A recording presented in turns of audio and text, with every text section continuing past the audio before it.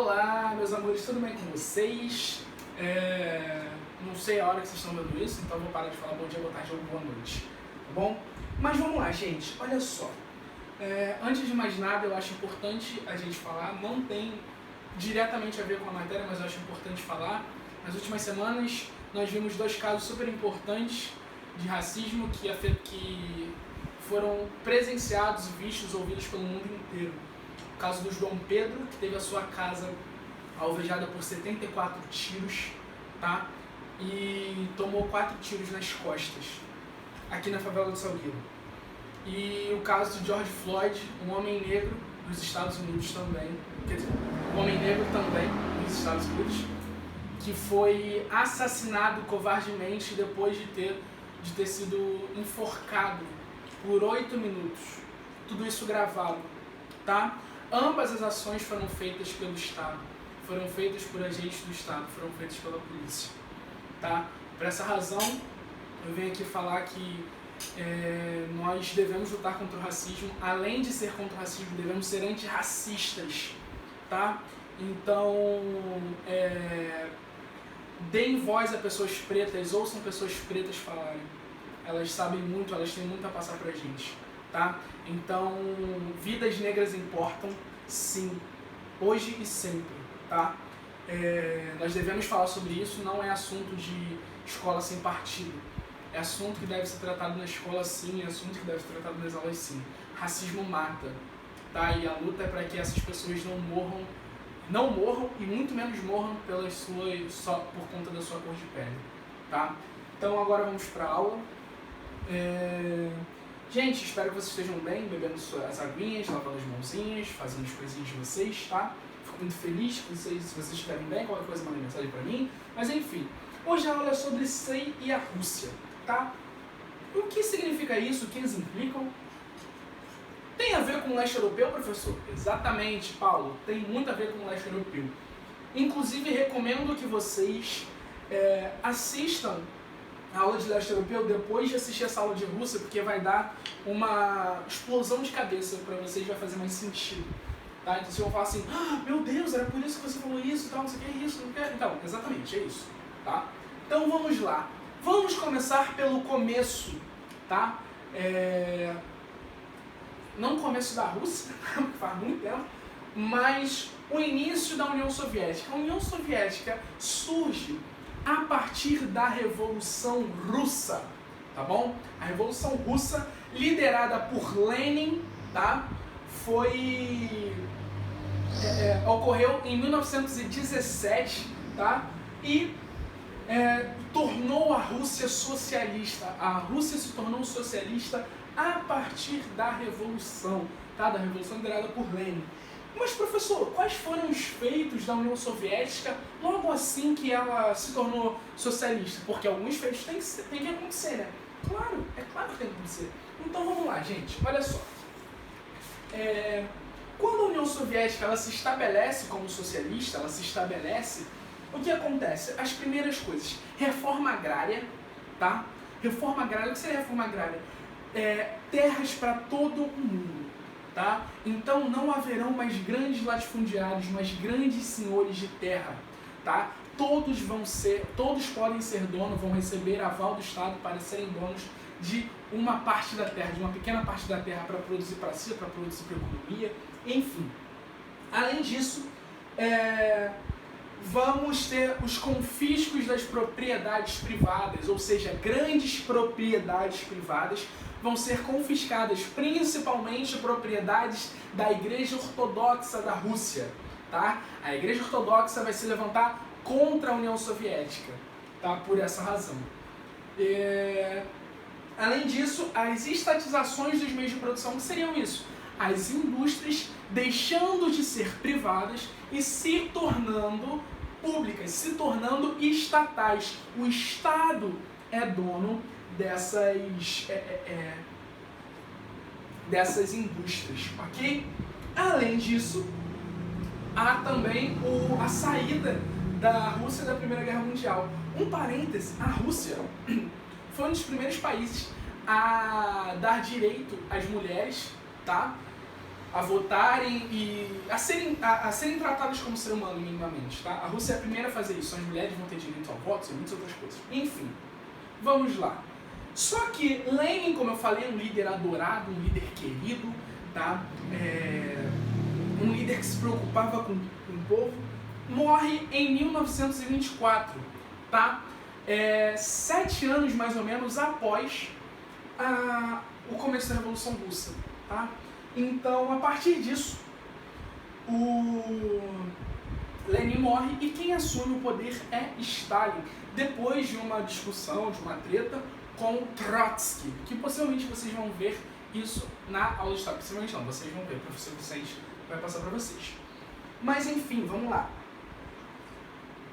Por que a gente está dando nome aos bois, nomes aos presidentes? Porque os presidentes vão falar muito, né, os primeiros ministros, vão falar muito sobre o que a Rússia vai estar vivendo em cada momento, tá? Stalin assume o poder em 24 e ele começa a fazer um processo de planejamento estatal. O que seria isso, professor? Gente, a União Soviética começa a produzir muito bens de produção, tá? Então eles vão produzir para o Estado. O Estado vai precisar de armamento bélico e tudo mais, então tudo isso vai ser produzido em larga escala, fazendo com que a Rússia, e além disso, nesse primeiro momento, né, as pessoas não vão estar passando necessidade, vai haver minimamente uma igualdade de direitos, né? Então as pessoas vão ter direito à comida, à saúde, à educação, enfim. Quando você... E isso faz com que a Rússia chegue a bater com os Estados Unidos, tá? Eles batem de frente os dois. Isso se chama Guerra Fria, a gente já estudou sobre isso, mas depois vocês podem voltar nessa aula que eu falei sobre Guerra Fria. Mas enfim, inclusive, só um parênteses, se vocês... porque quando eu falei de Guerra Fria para vocês, eu não falei na online. Então, se vocês quiserem, tem uma aula minha no canal, que eu dei pro 8º ano falando sobre Guerra Fria. Tá muito legalzinho, se vocês quiserem assistir, podem assistir. Dá um engajamento no canal, muito tá zoando. Mas enfim, em 54, se não me engano, Stalin morre. Com a morte de Stalin, nós vamos ter uma derrocada do socialismo na Rússia. E por quê?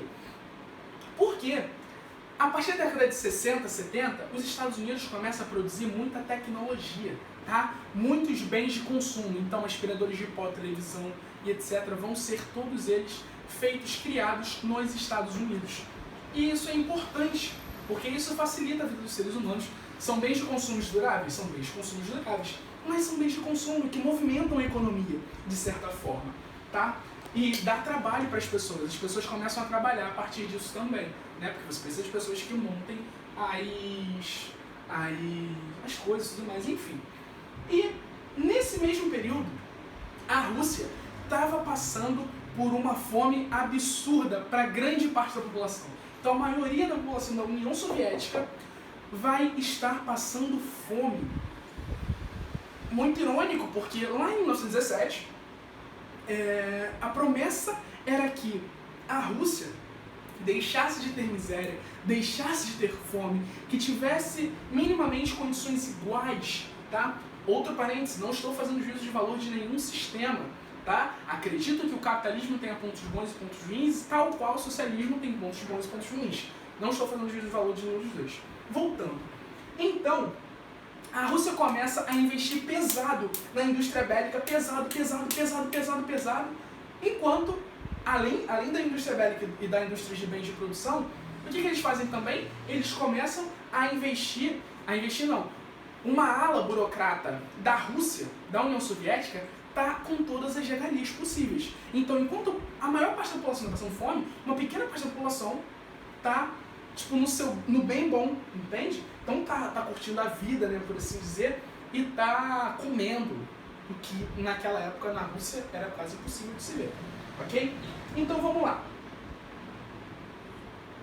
Com tudo isso, essa crise toda que está acontecendo na União Soviética, e mais, tá? Porque além de todas essas questões, a Rússia investia firme em repressão às pessoas, tá? Stalin fazia uma espécie de campos de trabalho forçado para pessoas que eram contrárias ao seu regime. A KGB, a polícia secreta da Rússia, era extremamente cruel, matava pessoas. Não que as polícias do lado democrata não matem pessoas, né? Mas enfim, lado dito democrata. Mas enfim. Então, tudo isso, a repressão excessiva, lembra que eu falei do leste europeu, que o exército vermelho vinha em cima e marretava as pessoas e tal, não sei o quê? Tudo isso vai levando o fim da União Soviética, além do mais, as revoltas que eu falei pra vocês, tá? Só que nesse momento, a gente tem Nicolau Gorbachev, que vai ser o presidente da União Soviética nesse momento, e ele vai vai tentar duas políticas diferentes, a perestroika e a glasnost, uma voltada para a economia e a outra para a abertura política. Então, de um lado, nós vamos ter empresas privadas chegando na União Soviética, então várias empresas deixam de ser estatais e passam a ser do capital privado. E outra coisa, há uma abertura política. Tá? Então, o regime fechado, repressivo que tem na Rússia, ele começa a se abrir aos poucos. Tá? E isso vai levando ao fim da União Soviética, porque parte desses burocratas, né? dessa galera que está por cima da carne seca, eles não querem o fim desse regime brusco, duro, agressivo. Eles querem que permaneça, até porque eles estão ganhando em cima disso. Isso causa uma crise, né, entre uma parte do Partido Comunista e outra, e vai levando o fim da União Soviética. O fim da União Soviética gera, vários países vão se dissolvendo, né?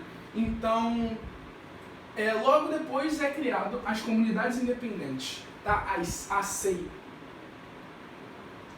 que foi criada em 91, tá? Com o intuito de fortalecer as relações comerciais entre as ex-repúblicas, tá? Entre essas ex-repúblicas soviéticas. Além disso, vai tentar criar parcerias para desenvolvimento econômico e afirmar os processos de independência, tá bom? Então, essa comunidade vai querer ser ouvida. E, obviamente, a mais forte dessa comunidade é a Rússia, por razões econômicas e históricas, tá? A Rússia, durante um certo período do século XX, foi uma das potências do mundo. Então, e a influência que ela exercia também vai falar muito, tá? Então, gente, essa foi a aulinha de hoje. Espero que vocês tenham gostado, espero que vocês tenham entendido. Qualquer coisa, perguntem, tá? Um beijão e até a próxima!